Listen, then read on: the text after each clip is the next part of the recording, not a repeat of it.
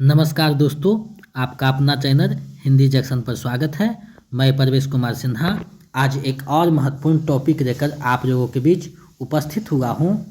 तो आप जो वीडियो के अंत तक बने रहिएगा, टॉपिक को अच्छे से देखिएगा। महत्वपूर्ण टॉपिक है, यहाँ से भी बहुत प्रश्न देखने को मिलते हैं। तो अगर आप नए हैं तो चैनल को सब्सक्राइब करके बेल आइकन को दबा दें ताकि मेरे आने वाला वीडियो का नोटिफिकेशन आपको मिलता रहे और जल्दी से सभी लोग जुड़ जाइए। जैसा कि आप सभी को पता है कि हम लोग बीपीएससी 4.0 की तैयारी कर रहे हैं, तो उसी से संबंधित एक और महत्वपूर्ण लेक्चर उपस्थित हुए हैं लेकर के। तो आप लोग इस लेक्चर को बारीकी से देखिए, पॉइंट को देखिए और अंत में जो एमसीक्यू रहेंगे उसको आप लोग बनाइए। कितना सही होता है कमेंट करके बताइए। अगर आप हिंदी से संबंधित कोई भी स्टेट का पीजीटी, टीजीटी या यूजीसी नेट, केवीएस, ईएमआरएस किसी भी हिंदी से संबंधित वैकेंसी का आप तैयारी कर रहे हैं तो ये वीडियो आपके लिए भी महत्वपूर्ण होने जा रहा है, क्योंकि इस टॉपिक से भी बहुत से प्रश्न पूछे जाते हैं। तो चलिए देखते हैं कौन सा टॉपिक इस वीडियो में रहने वाला है। तो आप देख रहे हैं रिपोर्टाज, डायरी और साक्षात्कार। यानी इस वीडियो में हम लोग रिपोर्टाज, डायरी और साक्षात्कार के बारे में जानेंगे। ये हिंदी गद्य की जो है नई विधाएं हैं, जहां से भी प्रश्न पूछने की संभावना बनती है, क्योंकि बीपीएससी कोई सिलेबस नहीं जारी करता है तो कहीं से भी प्रश्न पूछने के लिए स्वतंत्र है। तो अगर आप बीपीएससी टी 4.0 के टीजीटी, पीजीटी यानी 6 से लेकर 12 तक हिंदी विषय के किसी भी वर्ग का आप तैयारी कर रहे हैं तो ये वीडियो आपके लिए काफ़ी महत्वपूर्ण होने वाला है। ये लेक्चर 34 है, यानी ये 34वां लेक्चर है। इससे पहले 1 से लेकर 33 लेक्चर करवाया जा चुका है। अगर आप नहीं देखें तो प्ले लिस्ट बना हुआ है, वहां से देख सकते हैं। साथ ही साथ जो प्रैक्टिस सेट करवाया गया अभी तक 23, वो भी प्ले लिस्ट बना हुआ है, उसका भी लिंक वीडियो के डिस्क्रिप्शन में है, तो आप लोग वहां से देख सकते हैं।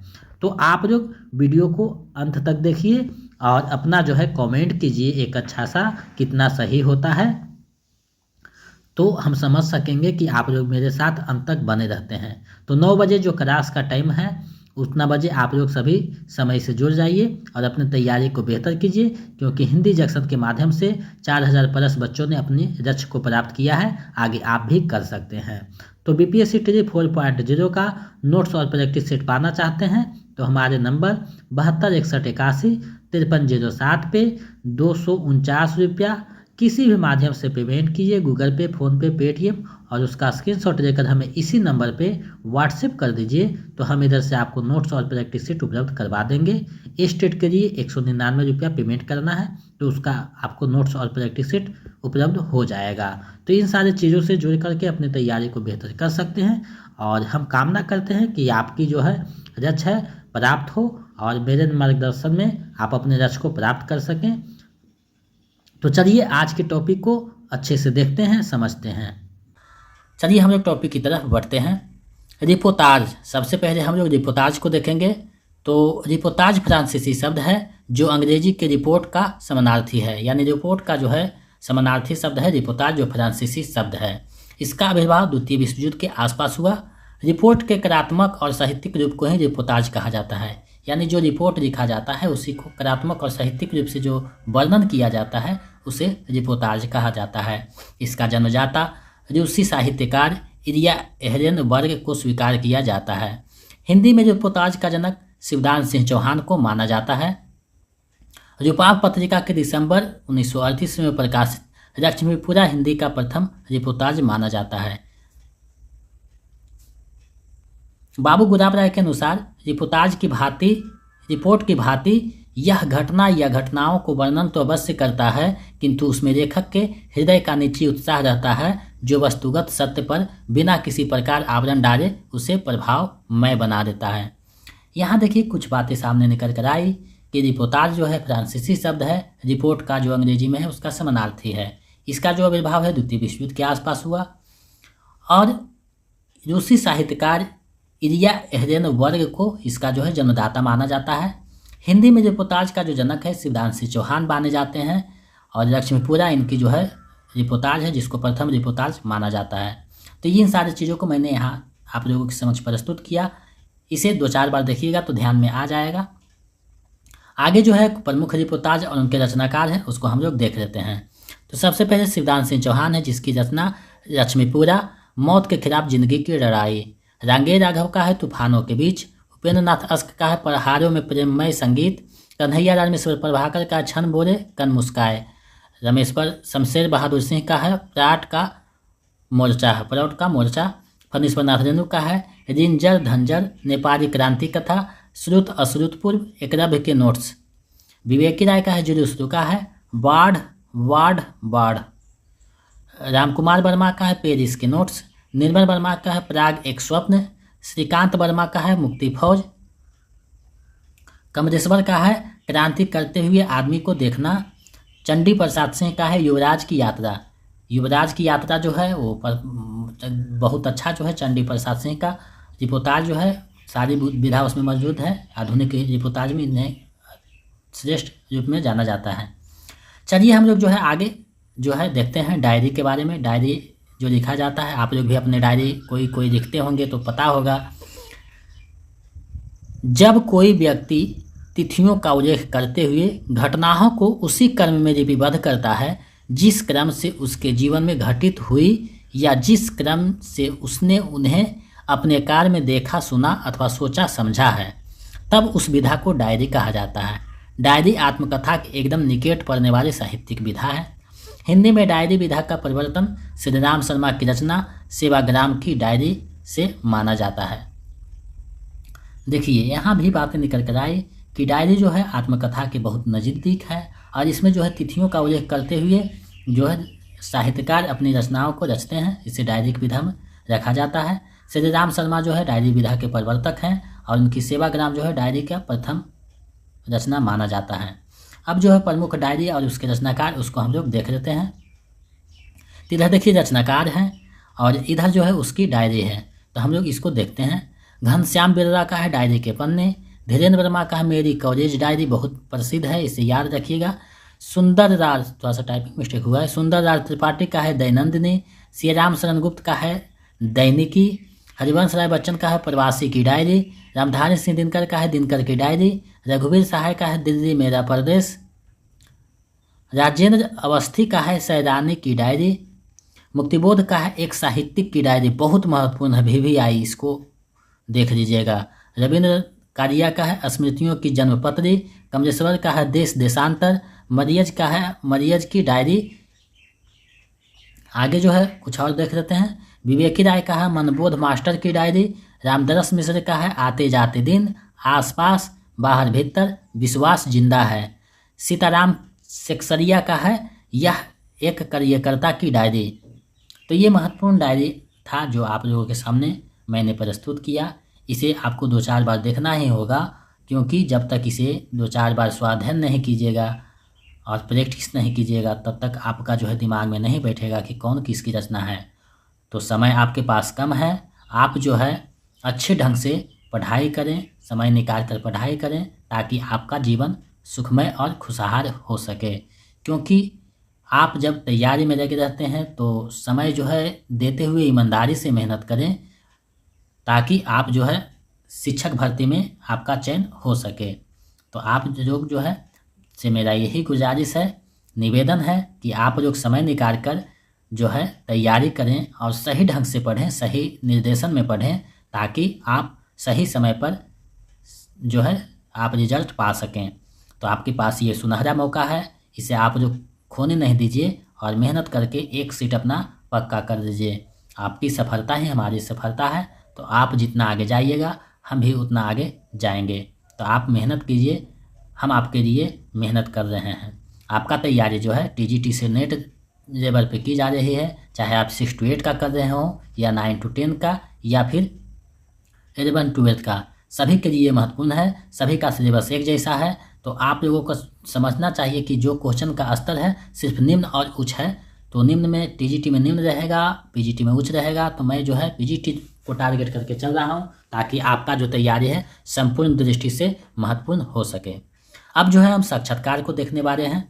साक्षात्कार से जो है पिछले बार जो है पीजीटी में प्रश्न पूछा गया था, तो इसी की दृष्टि से मैंने इसको भी यहाँ सम्मिलित किया है। अंग्रेजी के इंटरव्यू शब्द का हिंदी रूपांतरण साक्षात्कार है। जब किसी व्यक्ति के द्वारा किसी से मिलने या बात करने के बाद जब उसको लिपिबद्ध किया जाता है तो उसे साक्षात्कार कहा जाता है। हिंदी में साक्षात्कार विधा का प्रवर्तक पंडित बनारसी दास चतुर्वेदी माने जाते हैं, पर हिंदी में साक्षात्कार विधा की प्रथम स्वतंत्र पुस्तक बेनी माधवकृत कवि दर्शन है। यहाँ भी देखिए कुछ बातें निकल कर आई कि बनारसी दास चतुर्वेदी साक्षात्कार विधा के प्रवर्तक हैं, लेकिन हिंदी में साक्षात्कार विधा प्रथम स्वतंत्र पुस्तक जो है बेनी माधव का आया। ये चीज़ें आपको ध्यान में रखना होगा। चलिए जो प्रमुख साक्षात्कार एवं उसके रचनाकार हैं उनको हम लोग देख लेते हैं। तो सबसे पहले देखिए बनारसी दास चतुर्वेदी हैं, जिनकी रचना है रत्नाकर जी से बातचीत, प्रेमचंद के साथ 2 दिन।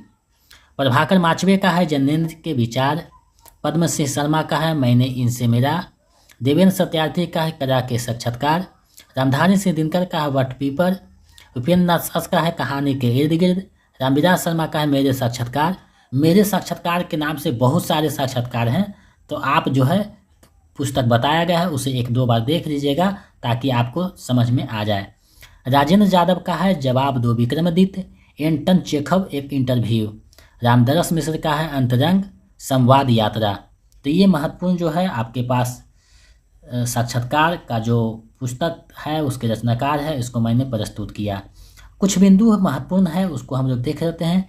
बेनी माधवकृत कवि दर्शन में रामचंद्र शुक्ल, हरिऔध, श्याम सुंदर दास, मैथिली सनगुप्त आदि का साक्षात्कार संकलित है। हंसते हुए मेरा अकेलापन मरियज का डायरी है। तो ये चीज़ें आपको ध्यान में रखना होगा।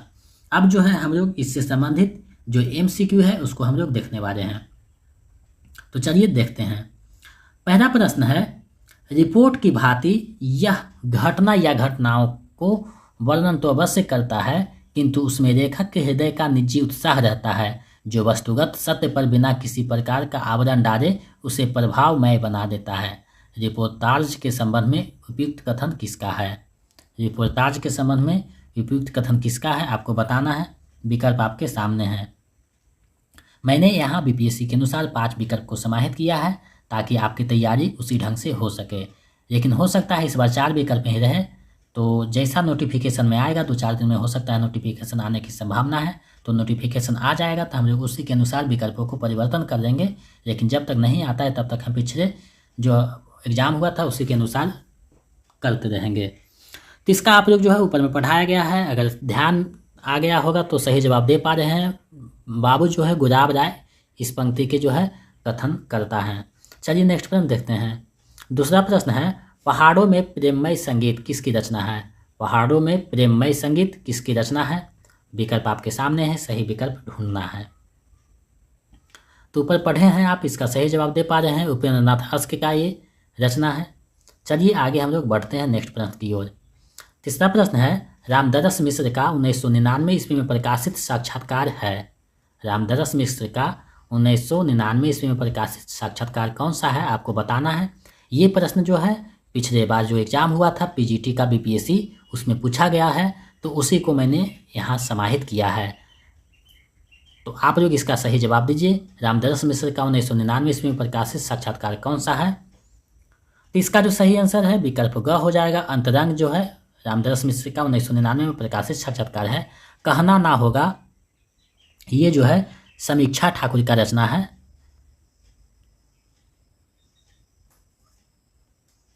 गांव के मन से रुबारू ये जो है कुमुद शर्मा का है। ये ध्यान में रखिएगा। हो सकता है PGT में ये पूछा है तो TGT में यहीं से प्रश्न पूछते, तो आप ये सब ध्यान में रखिएगा क्योंकि एक बार प्रश्न में पूछा जा चुका है। चलिए नेक्स्ट प्रश्न को देखते हैं। चौथा प्रश्न है, एक साहित्यिक की डायरी किसकी रचना है? एक साहित्यिक की डायरी किसकी रचना है आपको बताना है। विकल्प आपके सामने है।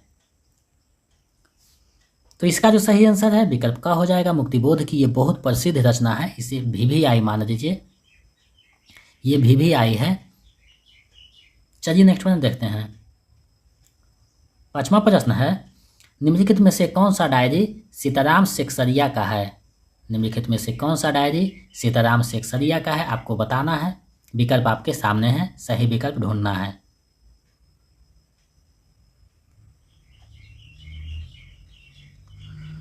तो इसका जवाब दीजिए आप लोग। इसका सही जवाब हो जाएगा विकल्प ख, एक कार्यकर्ता की डायरी। ये जो है सीताराम सेक्सरिया का है। एक साहित्यिक की डायरी मुक्तिबोध का है। एक पागल की डायरी एक चीनी रचनाकार हैं र्यूसुन। उसकी रचना है एक पागल की डायरी, जो चीनी साहित्यकार हैं। तो ये महत्वपूर्ण था, इसे मैंने यहाँ समाहित किया। आगे जो है हम लोग और प्रश्न को देख लेते हैं।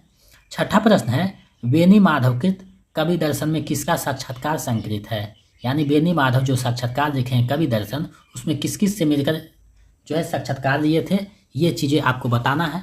विकल्प आपके सामने है।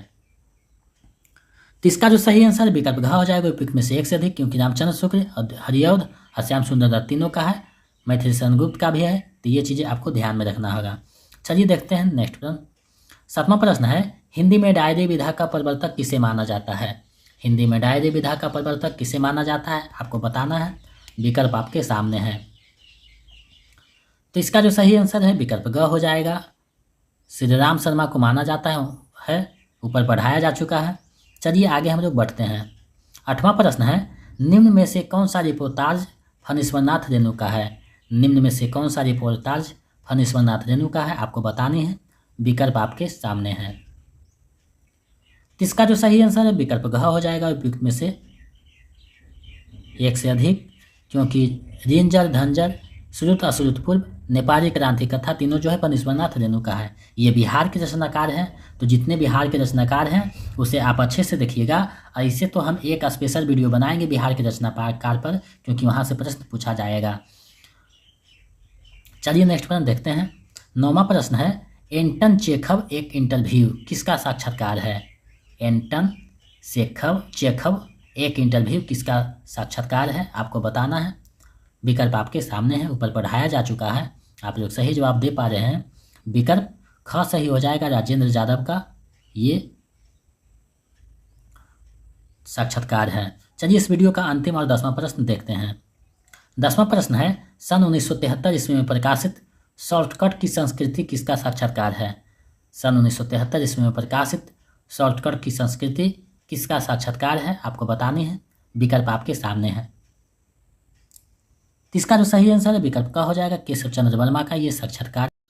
तो आज मैंने रिपोर्टाज, डायरी और साक्षात्कार टॉपिक को आप लोगों के समक्ष बहुत ही बारीकी से प्रस्तुत किया।